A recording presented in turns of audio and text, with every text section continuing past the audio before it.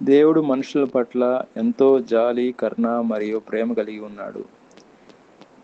మత్తయి రాసిన సువార్త 14 అధ్యాయం 14 మనం చూసినట్లయితే, యేసుక్రీస్తు తనను అనుసరించి వచ్చిన వేలాది మందిని జనులను చూసి వారి మీద జాలిపడి వారి రోగులను స్వస్థపరిచి రొట్టెలను అద్భుతంగా విస్తరింపచేసి వారికి ఆహారం పెట్టాడు.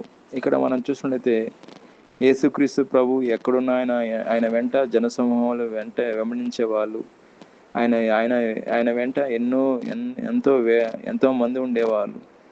యేసుక్రీస్తు ప్రభు అద్భుతరీతిగా అక్కడ రొట్టెలను విస్తరింపజేసి అనేక మందికి ఆహారం పెట్టినట్లు మనం చూస్తున్నాం.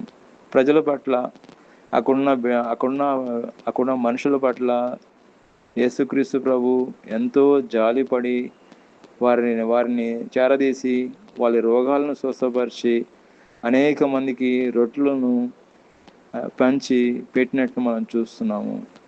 దేవుడు మన పట్ల ఎంతో జాలిగల దేవుడు అండి. ఎంతో కృపగల దేవుడు, ఎంతో కరుణగల దేవుడు, ఎంతో కటాక్షం కలిగిన దేవుడు మన పట్ల ఎంతో కృపా కనికరం చూపిస్తూ ఉన్నాడు.